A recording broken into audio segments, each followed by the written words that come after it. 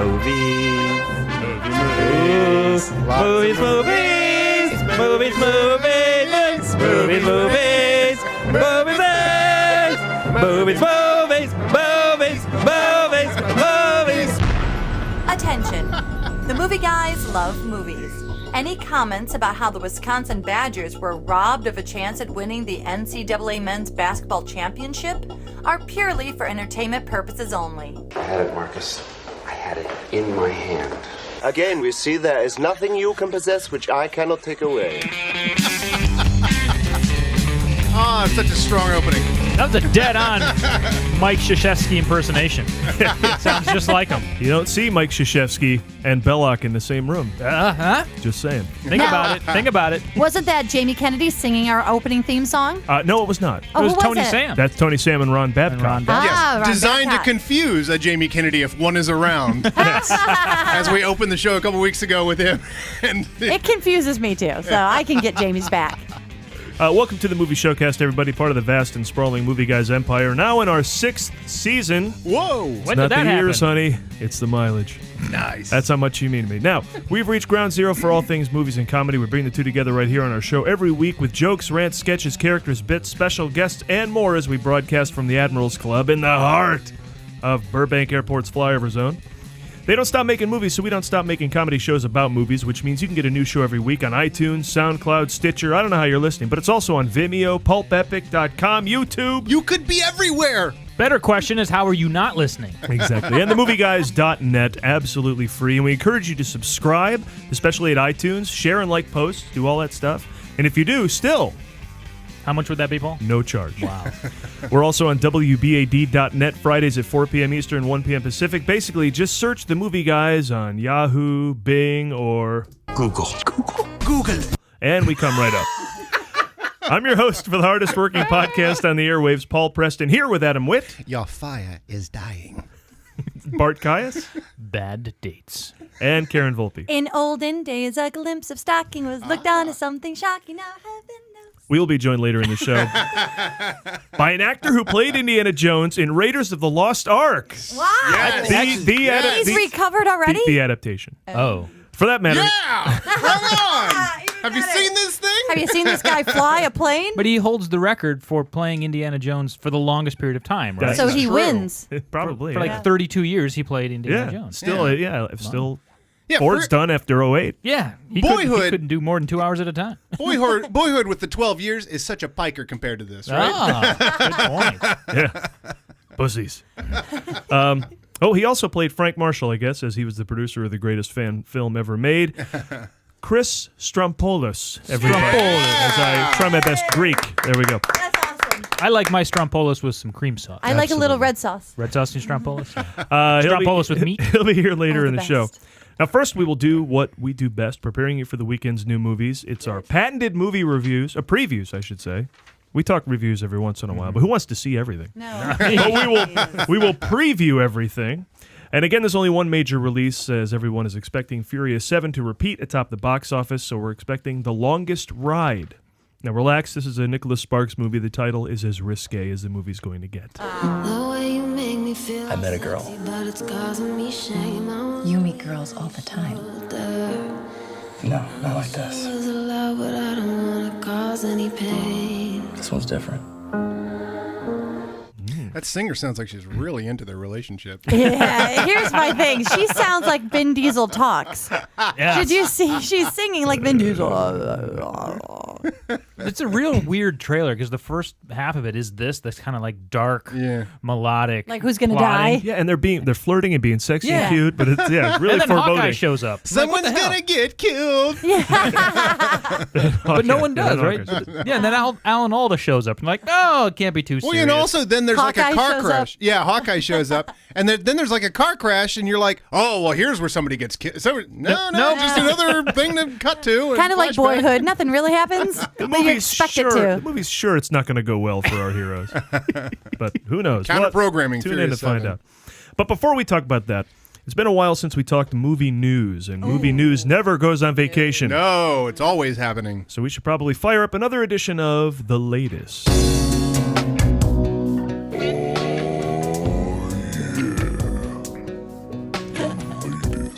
Okay, so what is shaking and baking in Hollywood? Let's roundtable it. First up, it has been reported that there will be no post-credit sequence in the Avengers Age of Ultron.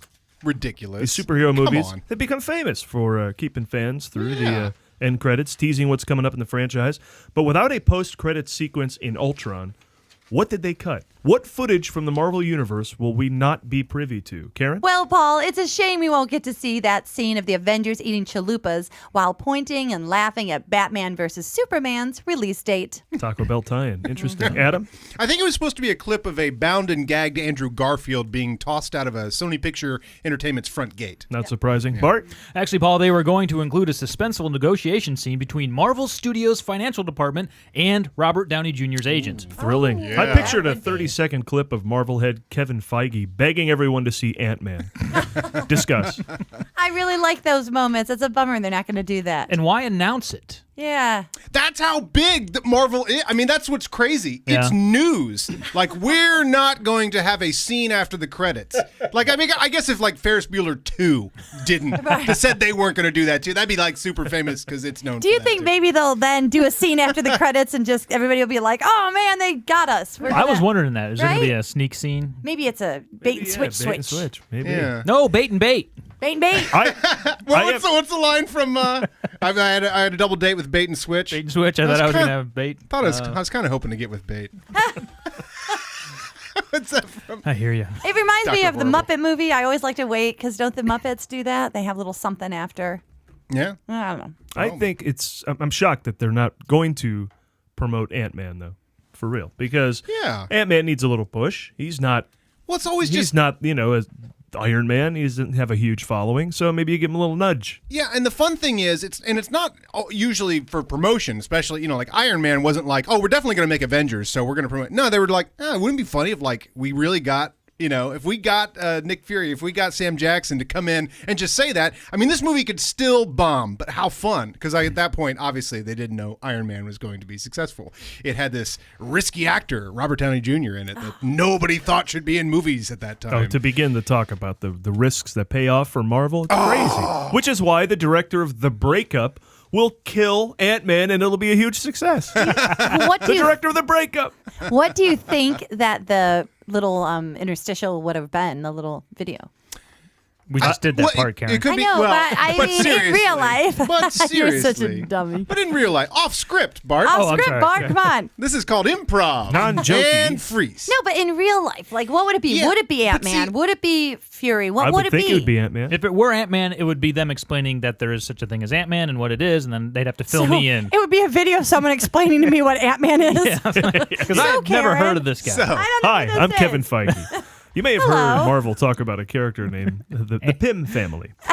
Here's See? I need all here's what's this. funny. I think I do need that. But here's the other interesting thing about their post-credit sequences or scenes. It's like at the end of first of all, every Marvel movie so far has ended with everyone leaving, explaining to their friends who Thanos was, what the hammer was. Like that post discussion is constantly like a couple comic book fans, and then all their friends are going, "Okay, well, Thanos was this guy." Quicksilver and Scarlet Witch. Yeah, right? Quicksilver and Scarlet Witch. I mean, that's even a pretty forced one. It's like, come on, just give me a forced one. Well, here's something Make something interesting shrink tiny. from someone like me who loves Iron Man because of Robert Downey Jr. and is Yeah. very new to this universe but appreciates it. I got to tell you, it's always interesting when the movie gets over and we wait, and then Nick Fury with an N, right? He'll Yeah. show up and everybody goes ape shit. Yeah. And when you're a virgin, you're like, what is happening? Yeah, why is that guy there? Oh. Well, I'm more like, why is everybody psyched?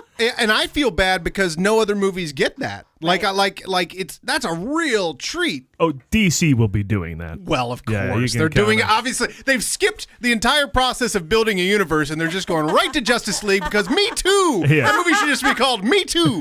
Yeah. Look at us. Me Too. With the two. Sequel.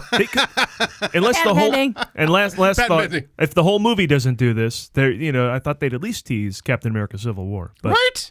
I Or guess- just have, hey, Tony Stark, Peter Parker, or just a Daily Bugle just landing on a desk. You're like, oh, I don't know, anything. Parker. Paul, Dun, is, dun, dun. Off you is go. that a thing, or are you making that up? I'm telling the actual facts about the Marvel Universe. No, the Captain America thing. Civil War, yeah. Shut up. Yeah. You I won't have the like same. it because I Oh, think yes. in the comics, Captain America and Iron Man no like each other. Oh, no, hold on a second, though. Oh, that's okay. I don't like Captain America. I got Iron Man's back. Okay. So- We've already taken That's- sides. I'm fine. Let's do it. Let's do Yeah. this thing and watch him kill him. I'm fine. I mean, with there's that. so many things that they just I don't know announced. if it'll come to He will that. kill him, and we will be done with all these other people wasting my time. I need to see just Iron Man. So if he could just kill everybody, but the Hulk, I do like the Hulk. Marvel has 2 TV shows and a slate through 20. What did they release it through 2026 or something? That their slate of everything through Black Panther. Tease something, anything. But we're not going to get it. Let's get on to story number 2. All right. In the wake of Going Clear, the HBO documentary that was none too pleasant in its depiction of Scientology, John Travolta has spoken out in defense of the religion founded by science fiction writer L. Ron Hubbard, claiming the film was the work of people who were disgruntled with their experiences. Thoughts, Karen? I hear Travolta will release his own documentary featuring nothing but gruntled members. Sounds dirty. Adam? Sure. It should be noted that Travolta's toupee could not be reached for comment. But he did have on his press conference hair. Oh, that's true. Bart? Travolta actually went on to say that despite the damaging testimony offered in the film, he continues to have complete faith in Ron Mel Buttard. That sounds about right. All this and still no defense offered up for Battlefield Earth. Discuss. None. Lots of defending. Going Clear, I thought you meant the movie about the Invisible Woman. But anyway, that's continue. I do want to see this. Tease that! It was I thought it was a proactive commercial. You guys are all dumb. Going Clear. Yeah. I do want to see this. I have it on my list of TV shows to see. I want to see that.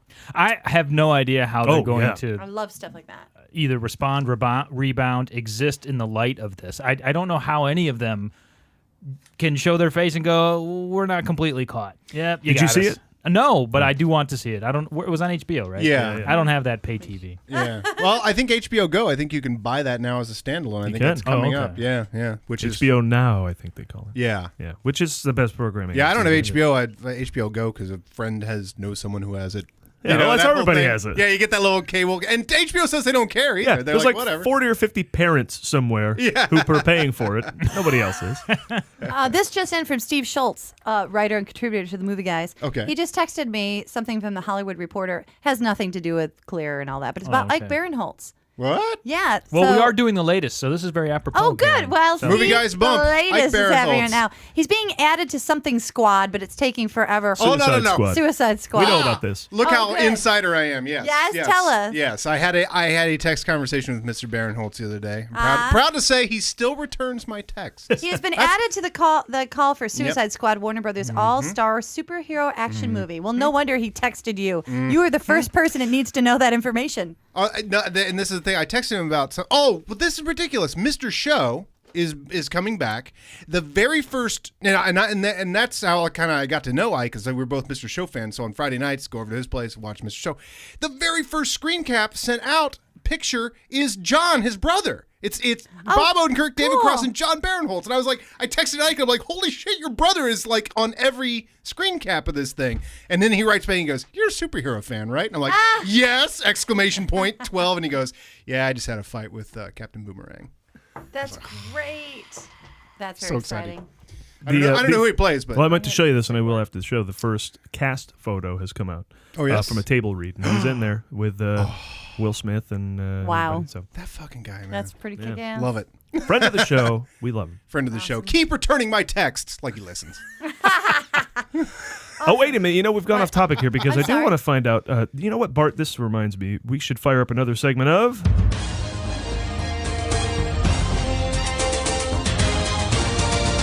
Cruise News! You want the truth? You can't handle the truth. Show me the money.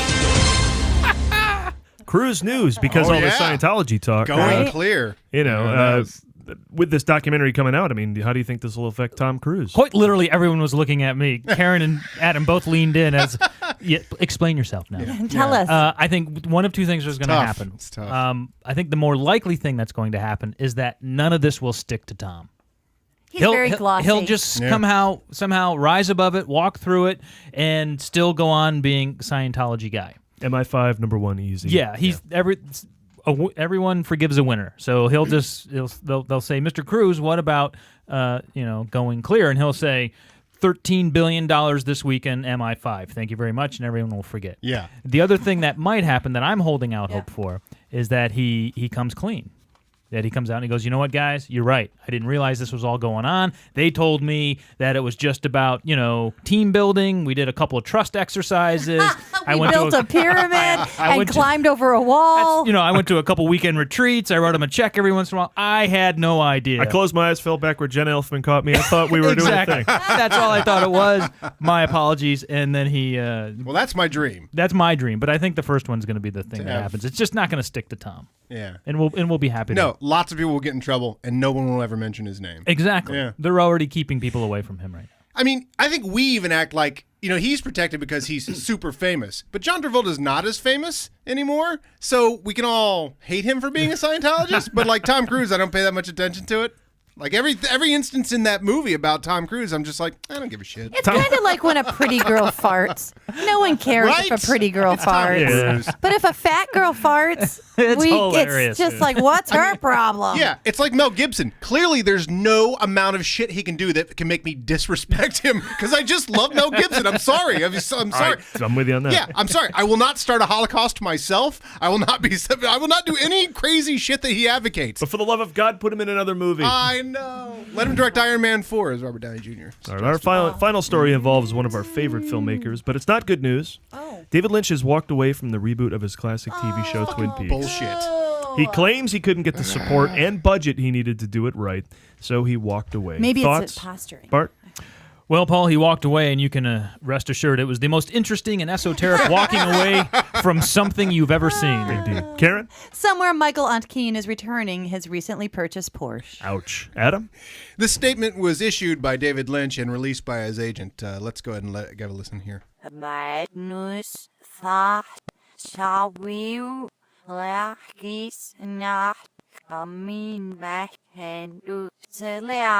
is on point. Discuss. That gum. That's the first I've heard of that. So why That's did he so walk away? disappointing. I think it's posturing. He's going to get it his way. Oh, as He sure is as totally Deadpool gonna was get it suddenly his way. greenlit as soon as everyone was like, that trailer you released was awesome. Like everybody in the cast put out a video today that said Twin Peaks without David Lynch is like, and then they all had something funny to say about it. That's getting tons of traction. I mean, the internet is going to make this right.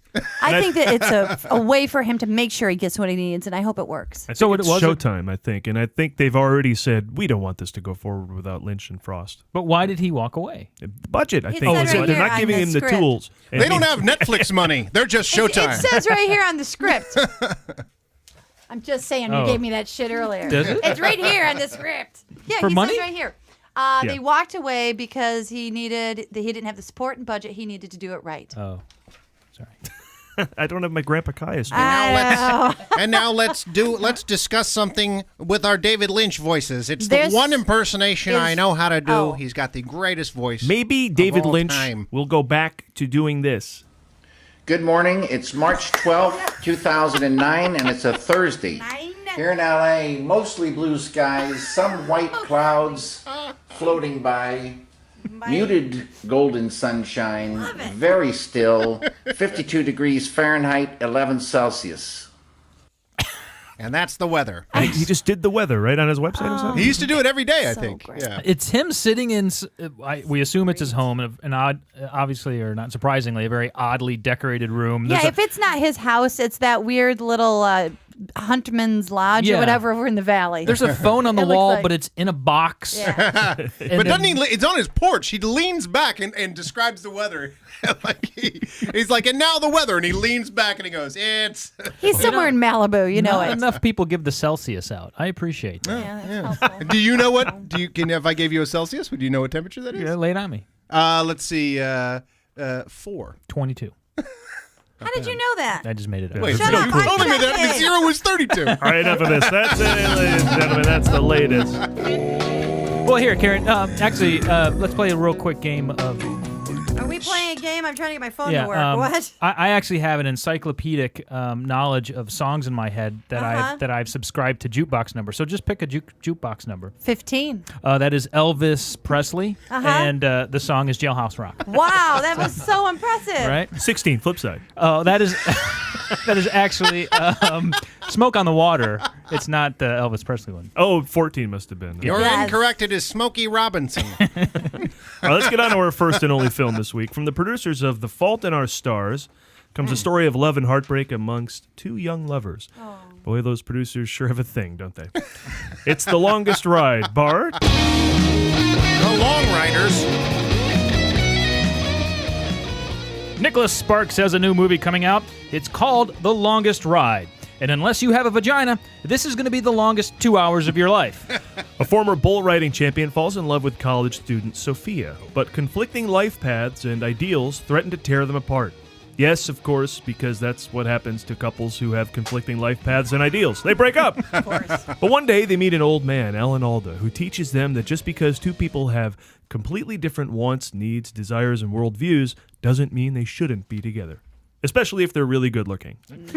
Alan Alda plays a veteran Sophia saves from a car wreck. He fills her with stories from the war and flashback. Usually Nicholas Sparks movies tell the story of a young, sexy couple who fall in love and then they can't stay together for some dumb reason or another.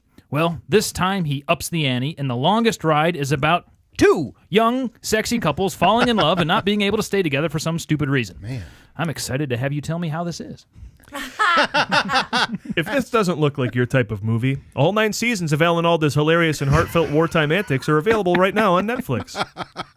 Britt Robertson plays Sophia, and Scott Eastwood stars as Guy Masculino, who not only wears a cowboy hat, but rides bulls and knows sunsets enough to judge the perfect walk away down a country path while carrying a saddle.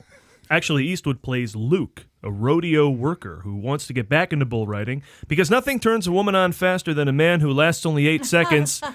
See you! That's a good one, guys. Thank you, David Lynch. As dangerous a career as bull riding is, Luke claims he's stuck with it. Yet, that's bullshit. Or, as they say in the bull riding business, that's bullshit. Let's play another clip. In the way. Throw me the idol. No time to argue. Throw me the idol. Oh, I'm sorry. Can you tell I'm more excited to talk about Raiders of the Lost Ark? Well, here's the actual clip. Luke, you need to stop, or next time you're more likely going to pick him up at the morgue. This is my life. It's all I know. I can't be with someone if every time they walk out the door, I don't know if I'm going to see them again. So she can't be with a firefighter, I'm your goddamn a policeman, a guy who drives a car, someone who walks near buses. Well, apparently, Karen, she falls in love with a bull rider at a bull riding competition and then decides she can't be with a man who rides bulls for a living because it's too dangerous. Well, it looks like Nicholas Sparks really does have his finger on the pulse of what it means to be a woman. This is another movie based on another book by Nicholas Sparks, who some have called a master storyteller. I should hope so, because he's been telling the same story for the past 10 years. I would hope he's a master at it by now. See you! Paul, I do have one question. Is there a dark secret that threatens their love? It's a Nicholas Sparks movie, isn't it? Will he trade in 30 seconds on her for 8 more seconds on the bull? We'll see. Or someone will. There you go. Again, we don't have to see everything. No. Very well described, guys. Thank you, David Lynch.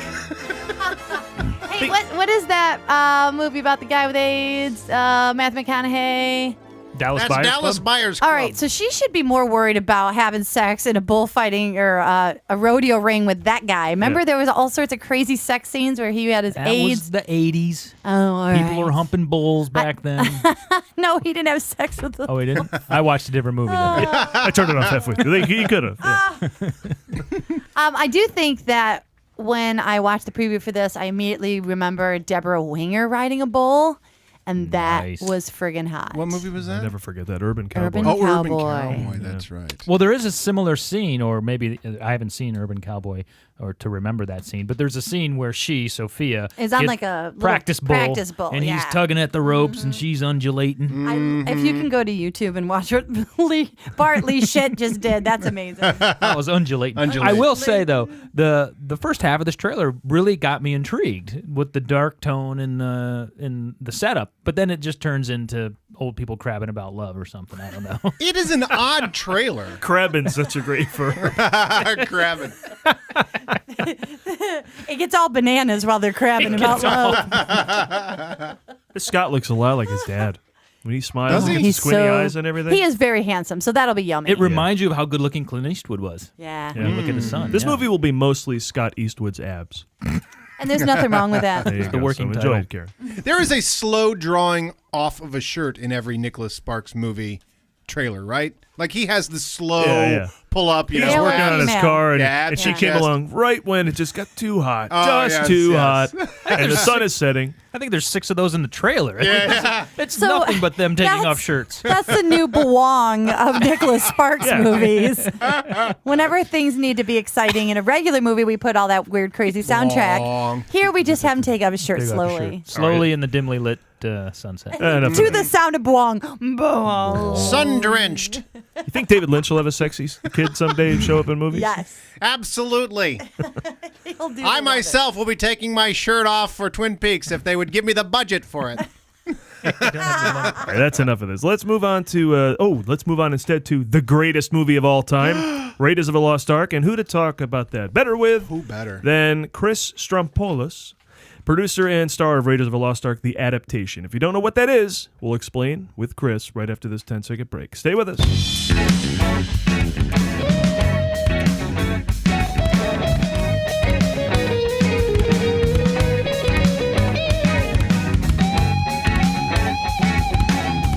That, of course, the musical stylings of Sweet Ass Cream Corn. Was that what I was going to ask? Karen's What brothers is that, band. man? That's Bob Volpe on drums, really rocking the bass pedal.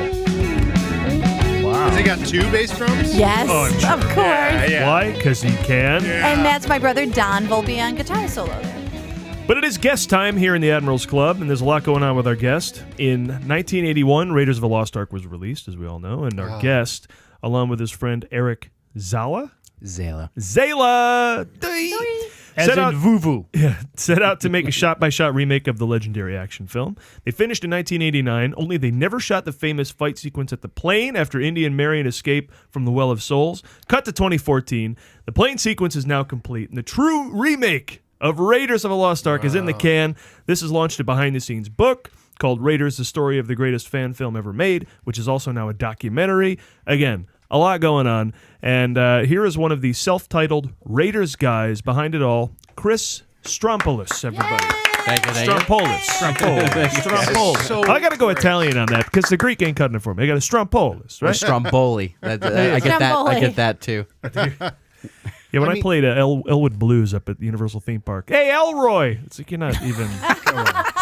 You're not trying. You're not even trying. trying. be somewhat of a curious individual and pay attention. Now, Paul, I don't want to overset the table, but I think it might do our listeners some good to explain explicitly what you have done with this. This is amazing. A shot-by-shot remake of Raiders of the Lost Ark by, at the time, how old were you?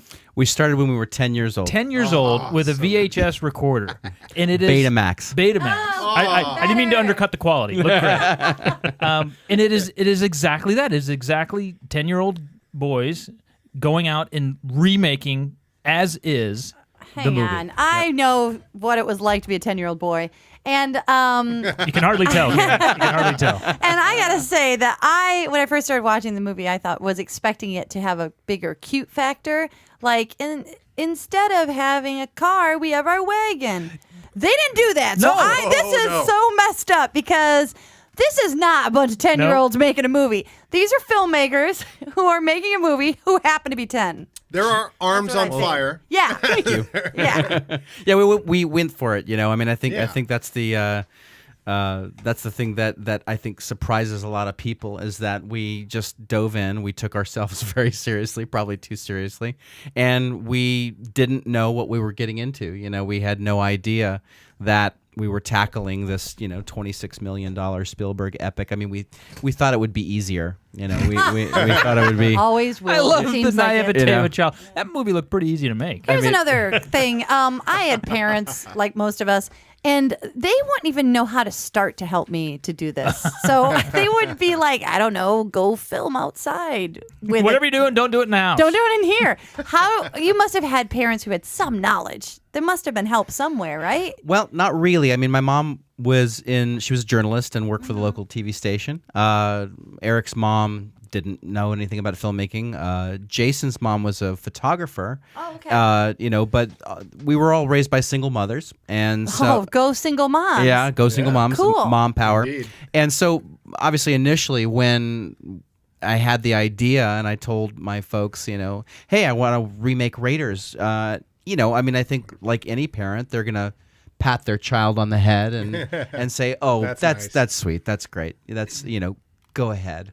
And then summer after summer after summer, we didn't really stop, and they kind of came on board and helped us and drive us around. And also, I mean, we took over Eric's mom's house. The entire house was completely dominated by sets and well, she didn't know fire and yeah, that's my first question. Sand. Yeah, the fire question always seems to be right. Yeah, I mean, what did you set asks- on fire? Because they said they did the bar scene from Raiders, of course, shot for shot. Yes. including arms on fire, including bars on fire, including whiskey. There was a number of things. Okay. Hey, Mom, can I set things on fire? Can I play fight? Can I use knives and guns? Can I do gambling? And can I pretend to be drinking whiskey? And kissing a girl. And kiss a girl. And smoking. And smoking! That one guy had smoke coming out of his nose, so clearly he inhaled. Yep, and all this was being done in the basement, like under the kitchen. What a great childhood thing. We had the basement too at my grandparents' house, and that was we never went this far, but that was the staging room where you did shows and little plays and all this sort of stuff. So that was so near and dear to my heart that I was hoping this was in a basement in one of your houses. Yeah, it was Eric's mom's house. It was this old sort of antebellum kind of style home that was built like in 1906 and right on the beach. And she was divorced sort of mid-stride. When we first started this first couple of years, and the house fell into disrepair. So she just kind of let us go for it and kind of do whatever we wanted to do. Now the fire thing was not something that they were particularly pleased about, because the first fire thing that we did is of course there's that great shot where the sort of, they call him the ratty Nepalese. He's sort of he's all tattered and he catches on fire, and Indy pops out from behind that little doorway and shoots him in the middle of the forehead, and he goes down. Well, that day, instead of using rubbing alcohol, which we were using for the rest of the room, we decided to use gasoline on Eric. And so we doused Eric's back with gasoline and lit him aflame. And so we couldn't get him out. And we had a fire extinguisher, and I eventually the plan was, okay, if we can't get him out, then take this blanket and cover him with the blanket and kind of go, and bat it out. Well, the person that was responsible for taking the blanket was patting the flames higher and higher and higher and higher and higher. Feeding it. And so that's why you always go with the union crew. What's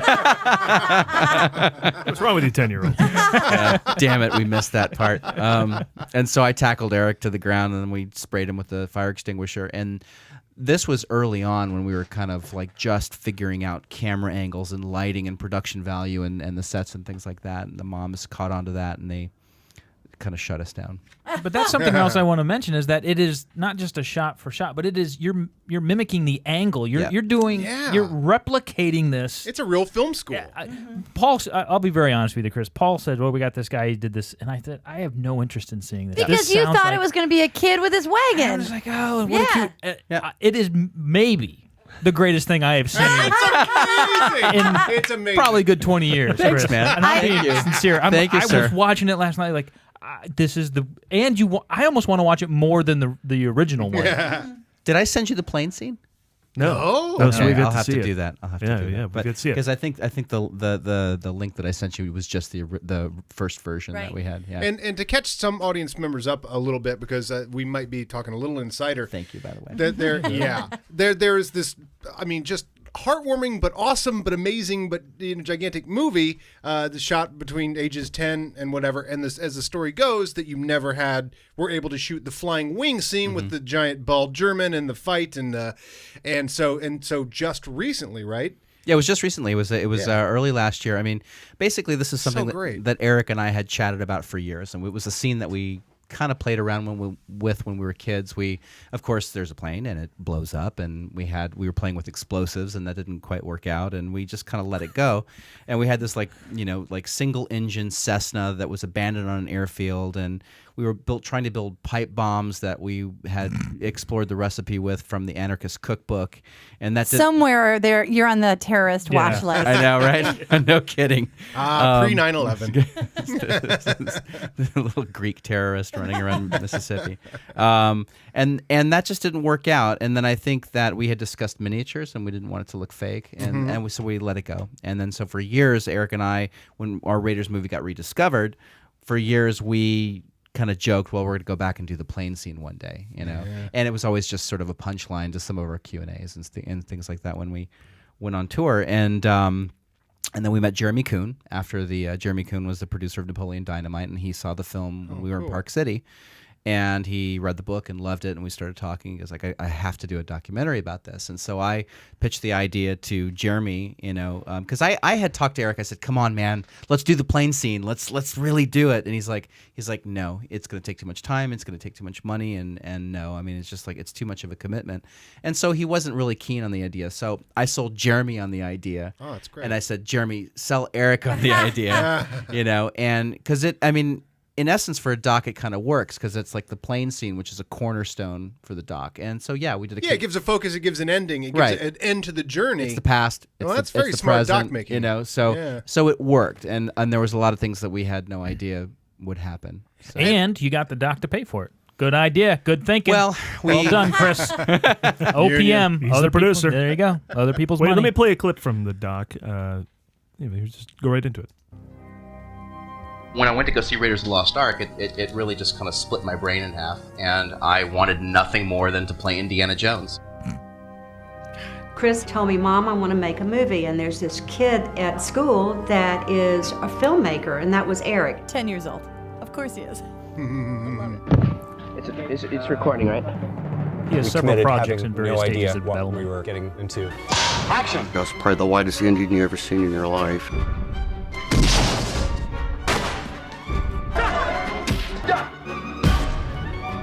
We lit that whole wall on fire. Movie magic, folks. I gotta say that this movie has some of the best acting I've seen in a small budget film in a long time. There's so many great things in it. Yeah, that of course was a teaser from Raiders, and it has the same name as the book, right? The story of the greatest fan film ever made. Correct. Yeah. And I can see how Bart would even be a little suspect going, fan film? Do you think you started the whole thing?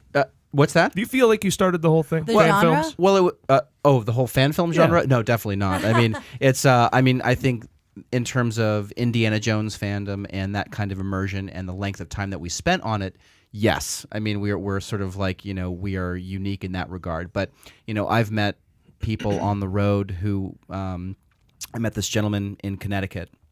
He was 84 years old, and he handed me a DVD of some old film strips that he had transferred from the mid-30s of him and his brother remaking Tarzan in his backyard. And so, you know, and then there's people that have started to do studies on it. And so that fan kind of genre actually goes back to, like, you know, Tarzan, The Little Rascals, and things like that.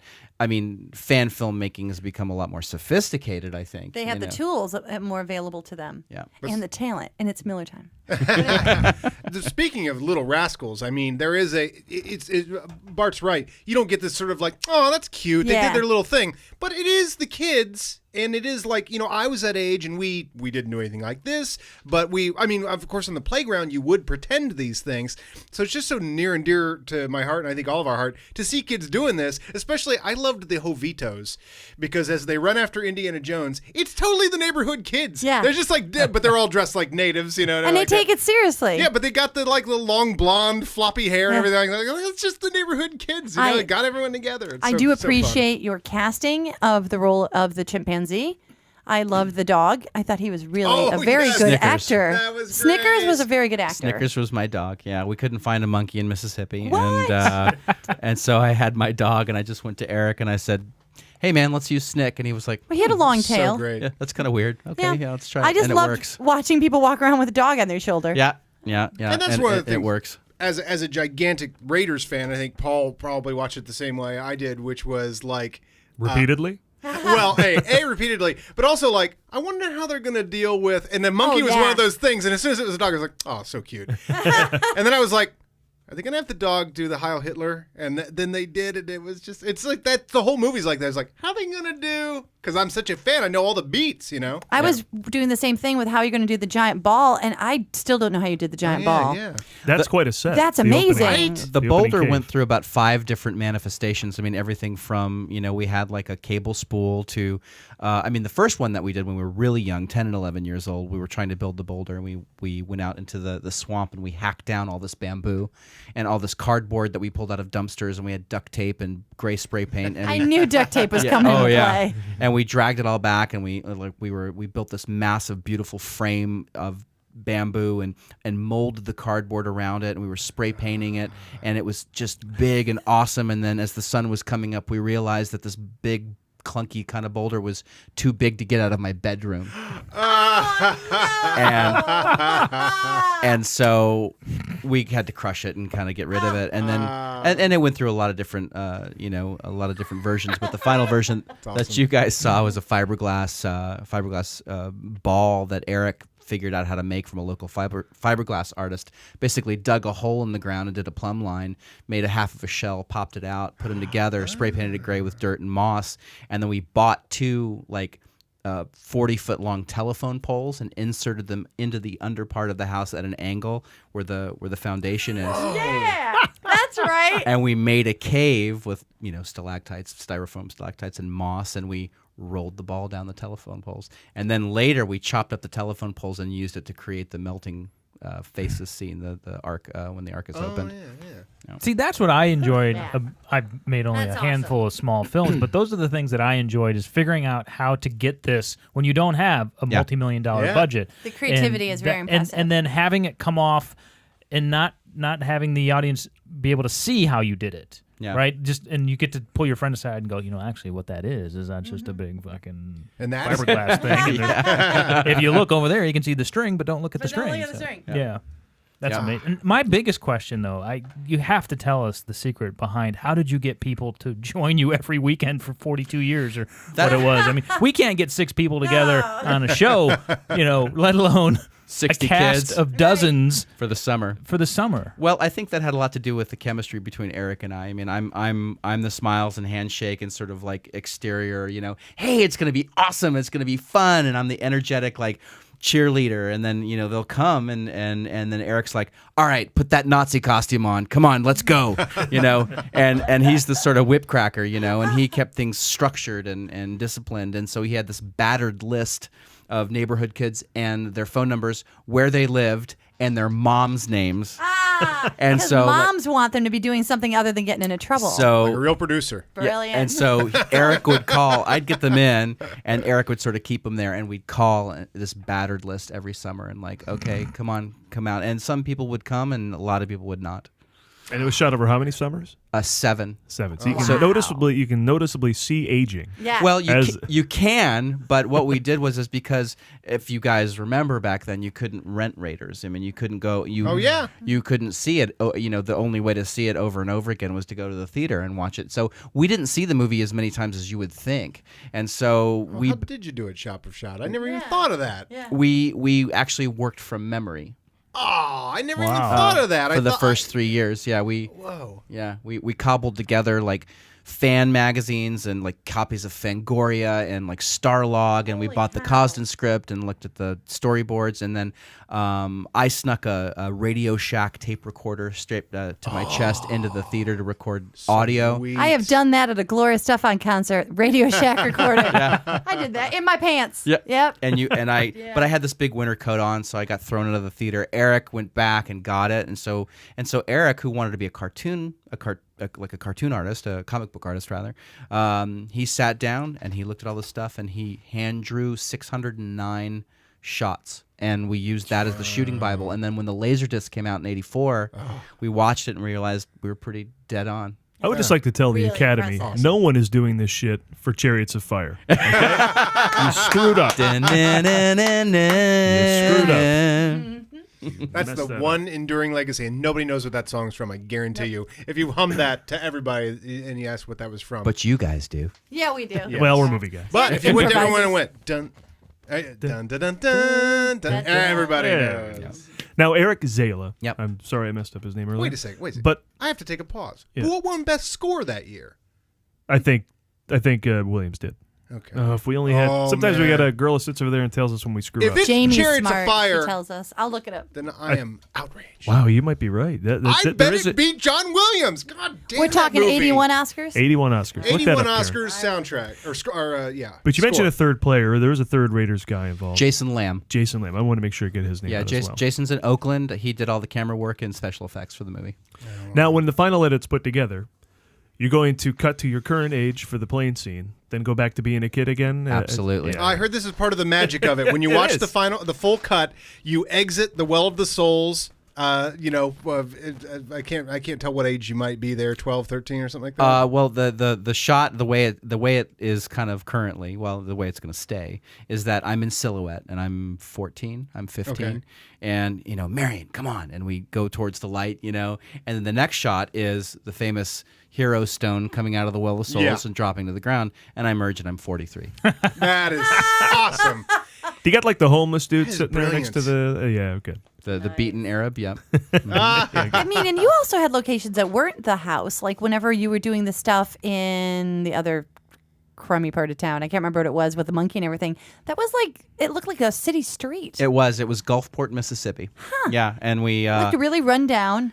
that was guerrilla filmmaking. We just went and set up baskets and cloth and stuff like that, and we actually almost got arrested. Oh, fantastic. Yeah. Well, it wouldn't be a movie if you didn't. I would hope there was at least one close to arrest. Yeah. There was more than 3. I have a question about that. Good. Because the documentary is probably going to show a lot more than can't just wait to how see we the did this and doc. how we did it. It's probably got a little dirt, right? Oh, it's got a lot of dirt. So give me a couple of samples from that to whet the appetite for the doc. Of some dirt. In terms of dirt? Yeah. An arrest or anything else? Drug addiction, strippers. What? Went to jail. For real? For real. Wow. It's a hard-living 10-year-old. Who went to jail? Man. Yeah, it was a hard road. Yeah, yeah. So we cover all that in the because the spine of the story is this friendship between Eric and myself, right? Because it's like we're best friends and we go through this journey together, but we also grow up in Raiders and we become adults and move to LA and try to do the movie thing and realize that we have to support ourselves, and my life goes off in a different direction and Eric's life goes off in a different direction, but it's Raiders that brings us back together, and sort of like heals the friendship and also re-inspires us. So it's Raiders has been the almost like the other pillar of everything. It's Eric. And even more so than probably Jason. I mean, Jason's our dear friend, but Jason kind of fell out of everything when we were touring just because it was too stressful for him. Wow. And now touring around is how you show the film. Right? Correct. It's not available anywhere else. No. I mean, it's more readily available now than it ever has been. Like I just sent you a link, and we had a partnership with VHX, and so I mean. And the Kickstarter campaign, and so that's allowed us to sort of circulate the movie a lot wider. But otherwise, for the last 12 years, we've been touring, and we simply go to film festivals and schools and museums and a lot of places that we use it as a fundraising tool. I was just going to say, there's a number of charities involved that you guys are helping out. Correct. With your screenings. Go ahead and list a few of them. Oh, we've raised money for Doctors Without Borders. I mean, when we were in Portland, we had 3 screenings at the Hollywood Theater 3 nights in a row, 750-person theater. We sold it out. They work with a charity where they have these sort of kids who are underprivileged to be part of this workshop, this film workshop, that was totally broke. And so we raised enough money to completely fund the program and take these like 16 or 18 kids and put them through the whole program. Things like that. We do things like that. So, we've raised money for film education. We've raised money for cancer research. We've raised money for the AIDS Foundation. We've raised money for just, schools and restoration of like, little historical things, I mean, across the board, it's really what the hosting organization that brings us in to work with chooses to do. Yeah, because the list on your website is 30 plus we've worked charities there. So yeah, we've worked with a lot of and charities that also sort of splinter off and do multiple things. Much like Indiana Jones, you're a hero. Well, you've taken that to heart. Hey, in a town that rewards shallowness, it's got to feel pretty good to It get out does there and feel do good. something meaningful, right? Paul, it is called show business. And to that end, I have a question. Okay, sure. Yes. Well, no, because when I see things like this, and I don't know if classifying it as an independent film is fair, but having dabbled in that world, one of the things that people of your ilk run into are issues of clearance and copyright and fair Absolutely. use and all that. And one of the things I noticed is that you use the score. So have you run into obstacles? Have you gotten cease and desist letters? Have you had any sort of backlash? Because you're using copyrighted material. The script is copyrighted. The music is obviously scored. So how does that work out for you? For the reason we've been able to navigate it as such are for the very reasons that I just mentioned. I was wondering. So from the very beginning, so yes, it's a feel good thing. Yes, we've given a lot back, and yes, it's got a very, very positive component to it. But knowing all those things, we kind of vowed from the beginning to build in this charitable component to mitigate a lot of those things. But do they just leave you alone, or you go, "Hey, I'm doing it for a good cause," and they say, "Well, since you're not making any money off of it, have at it." Which we haven't. Okay. Have you been able to parlay it into any sort of ability to get work in the industry or become a filmmaker? Well, he mentioned the strip club. Right. I'm still doing that. Yeah, good, excellent. Yeah. Because I mean, there is no question that the people that made that movie have potential and have ability. And sometimes we can all attest to this, and it's very frustrating when you can't find a way to get that to the next level. Absolutely. No, and that's a really excellent point. I think that's the thing that Eric and I are forging ahead with always, is to kind of break out of this Raiders guy thing, and we have a slate of original projects that we've been working on. We have a book that we are, adapting that I'm, in the process of optioning. I have an episodic animation TV series that I'm producing, so there's a lot of possibility. And I think because we have become as high profile in the fan film world as we have, the powers that be, Lucas, Spielberg, Paramount, now Disney, have supported us as much as they can without opening the floodgates, right? But they stayed, within arm's reach, and they've had a certain distance, but they've still been very vocal and supportive as much as I think that they can be. Spielberg, along the lines our sort of journey, has been incredibly supportive. He called us up and he met with us and brought us to his office. That's and we cool. talked to him and met him, and his quote is on the back of our book, and he looked at our Kickstarter campaign and had us made some changes. But but that's great. But right? Yeah. But he said, or more jail. Right. But and everyone knows in their heart that you just wish that they would throw you that first opportunity or that bone. Well, you have to go out and prove yourself, no matter. Yeah. No matter what level. I think we were talking about this before the show. It's like no matter what level that you're at, you've got your new project that is close to your heart under your arm, and you have to go do the dog and pony show and convince people to give you money. It's still the same thing. Well, what have you done? Well, I remade Raiders of the Lost Ark. When I was 10. Okay. What did you do when you were 10? That's cool, but I think this room, the generation that's in this room, has kind of fallen, and I'm not making excuses, but kind of fallen victim to a technology curve that existed. Because if you had done this in the 70s, you'd be a working filmmaker right now, because they would have said, "Holy shit, this guy knows how to make a movie." But because it happens kind of over the course of the late 80s, early 90s, where technology started catching up, what happened was, in my opinion, is that the mechanics of making a movie became less and less mysterious to the rest of the world, and now it's about content. Because we can find anybody that can put the pieces together. But I think had you done this in the early 70s, you're like, holy shit, how'd this guy make a movie? Nobody knows. It was such a mysterious thing. Yeah, here, do that again. With film stock and everything? Exactly. Yeah, do that totally. do that again, because we don't know how this gets done. We just know there's a guy's named director, and they do it. Go do it. Yeah. But now anybody with a phone can make a movie. So. Right. Yeah. But I think there are still fundamentals in hand, right? Everybody knows Raiders, sure. But, as filmmakers, you still have to tell a good story. You still have to get people in front of a camera to play certain parts. Your friend still has to call people's moms and get that cast together. Right. That is a bitch. It's just a new person to call those moms. Yeah.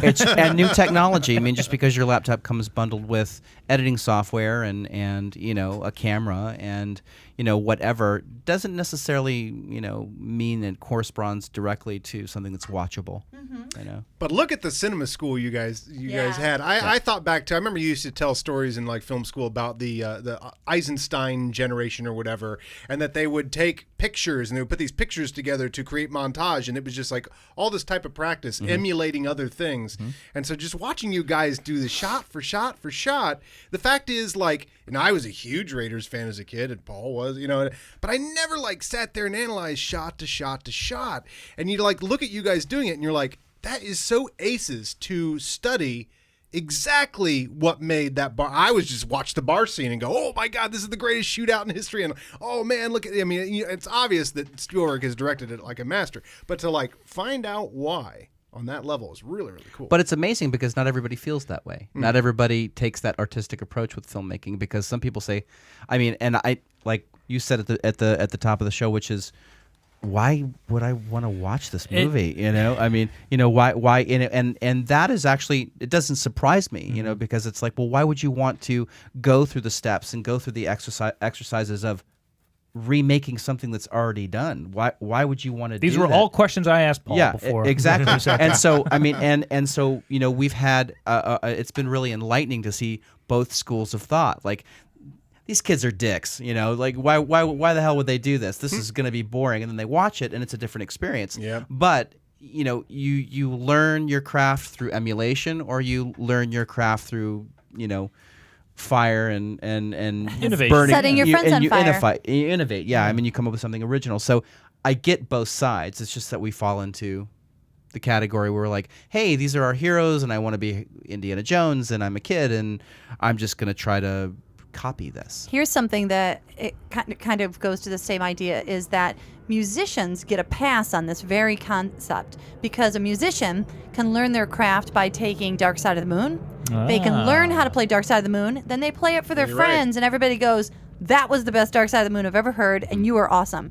And comedians can't do that, and neither can filmmakers, because if Paul goes to school and does Bill Cosby's jokes, people are like, that's lame. You can't do his comedy routine. I've said, they'd have me arrested too. Yeah. But I've always said, you can't drugged and then arrested. Why can't we rewrite a book? Yeah, exactly. You can't rewrite a book, and you can't obviously do a movie shot for shot without being not given the same little bit of leeway like you do when someone does a song. And when you're learning your craft, because I come from a music background, that's how I learned. You go and say, I want to sing like Barbra Streisand. So you listen to her sing, you emulate it the best you can, and you come up with your own style in the process, because you are not her. But at the same time, you learn where to breathe, where to do phrasing, how does she enunciate, what is she doing. And that's what you did with this movie by emulating it. And that's such a cool way to learn your art. Not that I want to divert it into music, but when you're a musician, your tool set is internal, right? Right. And so as a singer, all of the internal mechanics as a singer, you have muscle memory and expanding your range and inhabiting the song and creating the emotion and all that kind of stuff. If you're a guitarist, if you can get that lick, and nail it.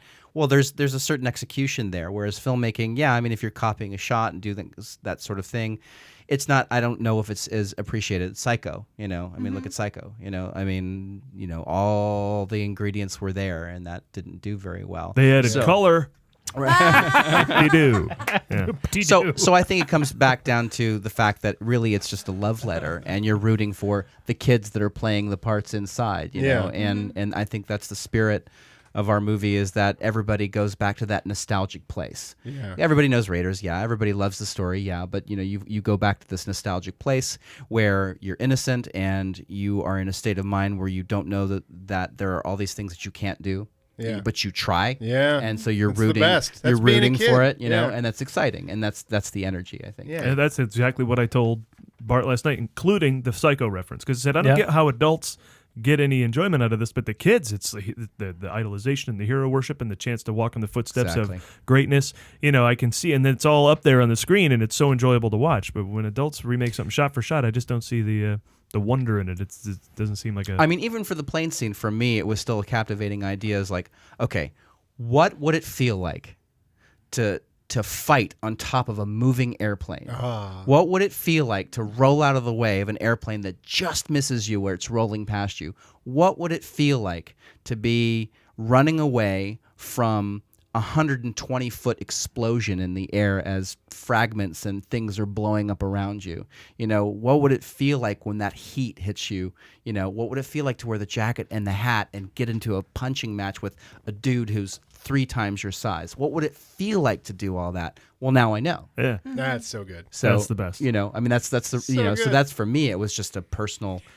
I just want to see what it feels like to do that. You know. Oh man, with the summer of I think '82, my dad came back from North Carolina with a bullwhip. Something I had never asked for, but a movie I was clearly obsessed with and spent a lot of time seeing and a lot of time talking about and like that.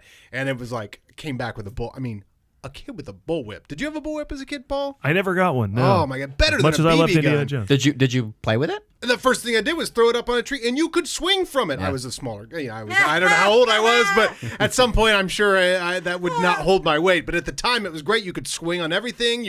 I could whip things out of the trees. And stuff. I mean, I got really good with it. And it was so fun. I was Indiana Jones every day after school. Do you still have it? Yes.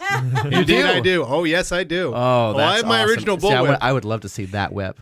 Yes, and for all the year, I will take a picture sometime. Yeah, I would love to see it. Because it is still to this day the best bullwhip ever because it had a wooden handle, which I thought was really cool. It wasn't like Indy's, That's mine. but, you know. I have one of those Oh, too. you had a wood with the little bolted-on grommets and everything In the film? leather?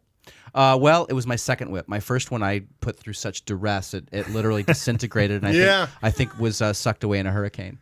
And then I had my second whip that I used for the remaining like 3 or 4 years. How great of was that it? style? How great was it the first time you learned to crack that sucker? Oh, man. How great was the first time you swung from a tree with it? Sure. Is that the first thing you did? You ran out to the yard and My tried to first swing from a tree, first right? bullwhip was one that I made myself out of a broomstick and a large rope and more duct tape. Duct tape can do anything. That is And then you just paint it whatever color you need. Yeah. It's perfect. Let me just ask you a couple more things. First of all, what is it about? Like, I love Raiders of the Lost Ark, and I could go on forever. What is it for you that it's the greatest? Well, and I, you know, as a kid, I was just attracted to the character of Indiana Jones, and I think that coming off of Star Wars, you know, I mean, Han Solo was my character. I mean, that was what I mean, that Star Wars was it for me. And then I watched Indiana Jones do his thing on screen and watched Raiders of the Lost Ark. And it was a world that was far more accessible. And I think the mythological display in terms of the hero cycle, all of his flaws, all of his characteristics, the accessibility of just being a man, an academic. He had girl problems. He wanted to fight the bad guy. It took place in a actual historical time with actual bad people, Nazis, blah blah blah. It felt real, right? Yeah, but yes, exactly. And then combined with the undeniable charisma of Harrison Ford. I mean, you know, he's very watchable. So it's like. The documentary explores this a little bit. Why? You know, and I think for a lot of boys, at least for me, growing up around that time, I was raised by a single mom. And I had different male figures in my life, a stepfather, and my dad was still sort of around, but not, you know, in a divorce situation.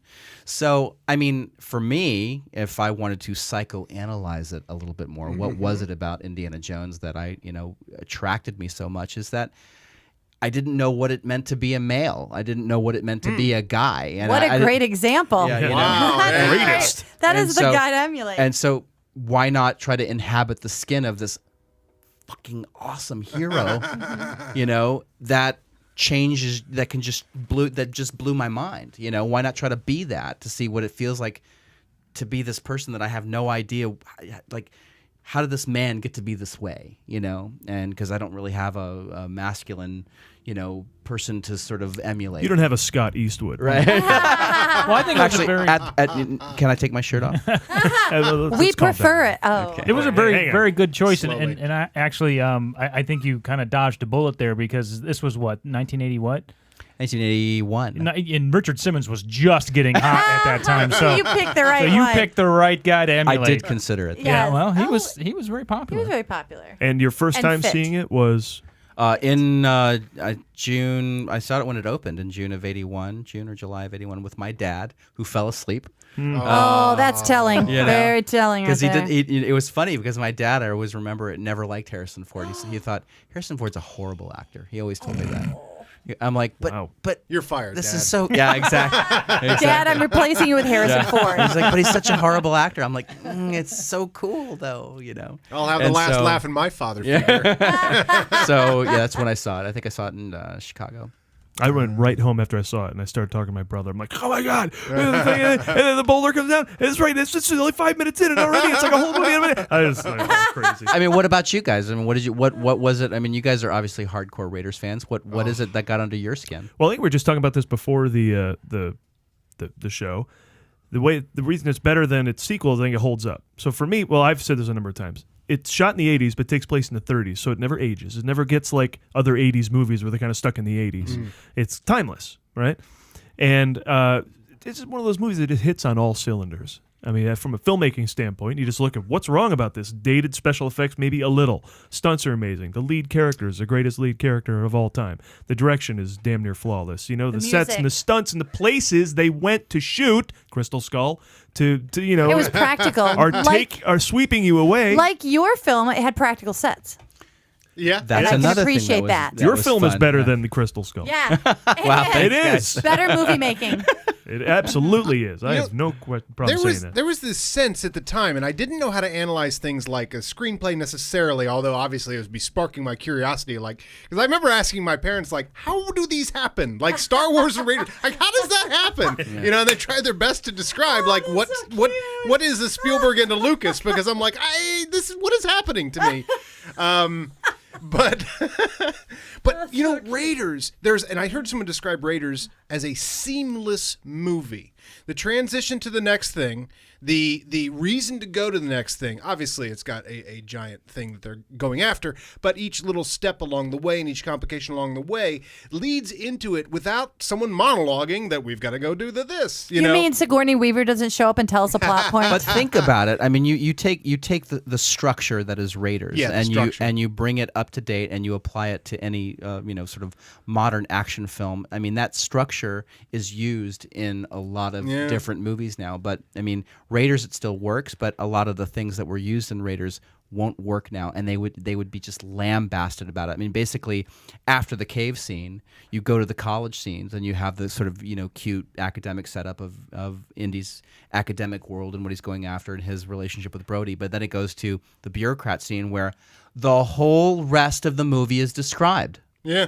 The exposition, you've got 12 to 14 minutes of exposition telling you exactly what's going to happen down to the last frame. Yeah. And it works, and it still works, And now if you had that level of exposition in any movie, it'd be like, this is a joke. This is a big rule that's Something broken. needs to explode. Yeah, somebody needs to stop talking and things need to explode and someone needs to get hit in the nuts with something. I don't mind that so much. It happened in Jurassic Park. Well, here's how we make dinosaurs. Well, we like that, though. We're the generation that can handle exposition. Yeah, that's still 20 years old. Yeah. Enjoy the rest of the movie, folks. Other I mean, they people- realize what that's saying. Like, here's what's going to happen. Enjoy the rest of it because it's all fun from here on out. I don't know. So normally we ask every guest what their favorite movie of all time is. What could it be? It's Raiders. It's actually not Raiders. Really? It's Ghostbusters, right? Well, hit us. And the reason, and I'll give some explanation for that. And I have a Because really he got sick of it. I have a really Star Wars. lame follow up. I went back to it's Star so Wars, right? Raiders, I love Raiders, but because I've been so overlapped with Raiders for 34 years. It's kind of gone beyond my favorite movie. I mean, I still love it. It's still a part of me, But it's not worth discussing anymore, right? Well, I've no. said this about some of my favorite movies. I'm like, it's so my favorite. That's not. I think I expressed this to you, beforehand. But like literally, I start to have like anxiety attacks when I start to think about like what my favorite movie is because my brain splinters. I like become like autistic, And I'm like, I don't That know. explains Adam. Don't worry about it. It's like.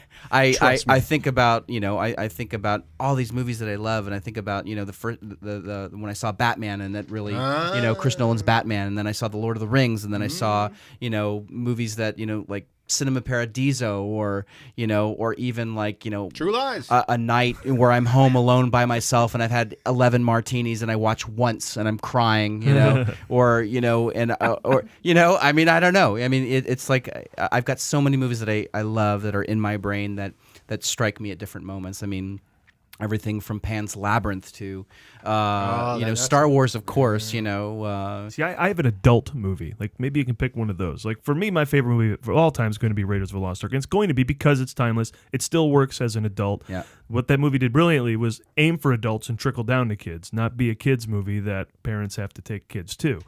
But as an adult, the best film I've seen in a long time is No Country for Old Men. That movie is just overwhelming. And I love it as an adult, but it's not going to be my favorite movie of all time because it doesn't have the years on it, But that's my adult movie. Do you have an adult movie then? Is it Pan's Labyrinth? What's the one? It was I think it was called The Hours. Oh wow! The Meryl Streep, Nicole with the Kidman? nose. I have to say, a lot of people hated that movie. I loved watch it. that now. How many martinis is that? I don't know. I think that's a 3 martini a night. I mean, I love that movie. Is it my favorite? I don't know. But is it an adult film? Yeah. But I mean, there's things about I don't know, Natural Born Killers that I love. Yes.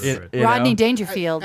As I was saying before the start of the show here, I just allow myself as an adult, as a mature movie-loving adult, to just make a movie my favorite movie of all time, of the day or of the week or whatever. Yeah. We saw True Lies. You allow that for yourself? Yeah. Yes, I do. I allow that. I'm okay with because this. I'm like, you know what? I understand where Raiders is in my love. I don't need to fucking honor that every day. It'll still be there when it's there. But we saw True Lies the other week, and I hadn't seen True Lies in a long It was time. so I've always good. very much loved True Lies. It's one of the most unique James Cameron movies because it's not a sci-fi movie. It's not a period piece. It is the only one that And does not Arnold those acts two his things. ass off. He directs Arnold so well. The comedy is just knowing Arnold so well. And I was just like, this is my favorite movie ever. This is the greatest movie ever. Yeah. And I just walked out and I'm like, that movie is the best. Ask me. Someone asked me what my favorite movie is. Two filmmakers that I can always kind of keep going back to is David Lynch.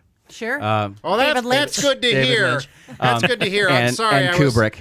Yeah, Kubrick. I mean, there's I can keep kind of going back there. I mean, just recently this week, my daughter, who's 7, had never seen Lord of the Rings, and I finally sat her down and exposed her to the first, 3 extended editions. Wow. And got He her. wanted to keep her quiet for a long time. Yeah, for a long There goes time. the day. She's 16 now. And That's a good one. that was a cool viewing experience for me, because I tried to watch Star Wars with her and it didn't work, and I tried to watch Raiders with her and it didn't work. Did you try and watch Fire Walk with me with her? But Lord of the Rings was awesome. Well, Chris, you're very lucky because you're here on a night where we're introducing a brand new segment. Paul doesn't even know. Yeah. It's called "What is your favorite Tom Cruise movie?" Oh my God! I wasn't aware we were doing it. What is your favorite Tom Cruise movie? Wait, thank you. You don't have to answer. I agree with your theory, by the way. Thank you. Yeah. Oh, that he's gonna walk away. Oh, he's gonna be. It's gonna slip right off. Slide right off him. Oh, no, I see. He's not walking away. No, I he's won't untouched. even No, knock he it. stays in. He's Tom It's Cruise. not gonna touch him. My favorite is Cocktail. What do you think? Is this Sure, why a not? valid Yeah, question? Why not? Yeah. Oh my God! Right? It's so hard to pick. Right 'cause after they're he all the says best. he hates lists. No. I loved him in it was Magnolia? Was he in Yes. Magnolia? Yeah, That was probably great. Magnolia. Okay. Yeah. That's a good favorite. And adult what movie. is your favorite Bill Murray movie? Oh Jesus! New segments abound. I'm just curious now. Oh my God! There's so many. Yeah, it would have to be. I think Caddyshack is probably. That's my a good favorite. answer. Yeah. Mm-hmm. I mean, I had a VHS tape of that, and I just watched the. The guy said he doesn't like making lists. We You throw He's a list so out. good at answering questions. Well, let's get to Karen's We game. have a She's pool got a game. and here. a pond. A pond would be good for you. We're gonna try something here called Raiders of the Lost Ark: Last Man Standing. Okay. Oh no! All right. Now, here's how it works. I might choke up. Karen's gonna bring up a scene from Raiders of the Lost Ark and say a line from it. I then would have to say the next line. Then it goes back to her. After she reads the next line, Adam has to say the line after and that. then each one. Then Karen, then Chris, then Karen, then Bart. And we'll see who gets if you're out, you're eliminated. And we see who the last man standing is, knowing the script to Raiders of the Lost Ark. Do we know the we all scene? claim Do we know the scene? Yeah, you So can can you explain, say the explain line the characters after and it, we'll know right? the scene. Okay. All right, so let's start easy, I think. Oh, wait, hang on a second. Oh, okay. All right, go ahead. Okay, so we're going to start with I know the next line is laughing. I when they open the Well of Souls and they're peering down into it. And Sala, I'll say Sala's line. So Paul, I say, Indy, why does the floor move?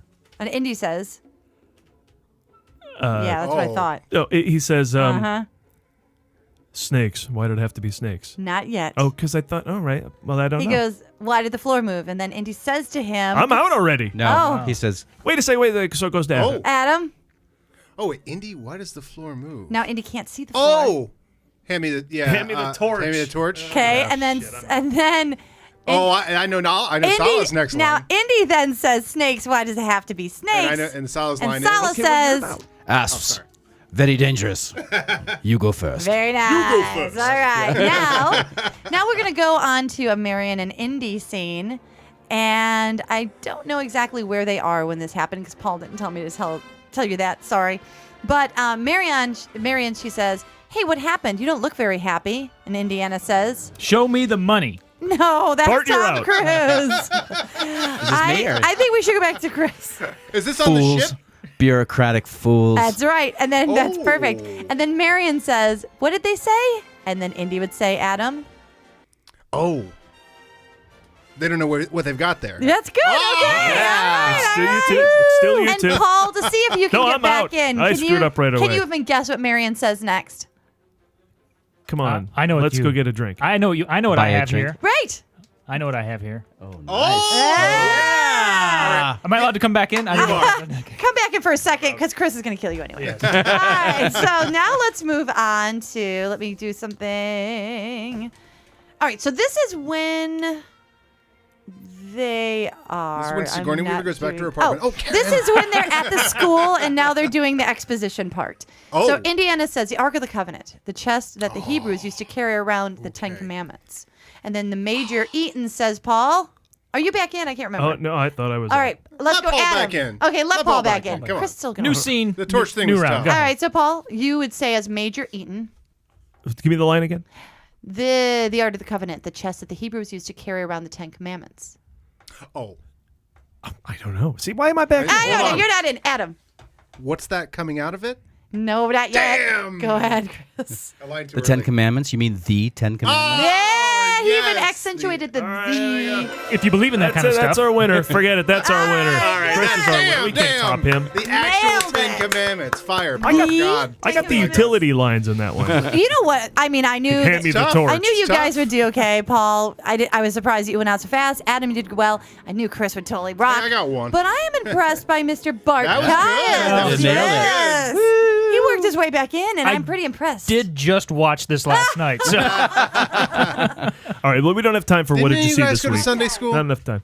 Yeah. So let's jump right into how we finish every show here on the Movie Showcast with Karen's weekly celebration of the birthdays of those who make the movies. It's time for Karen's birthday. Take it away.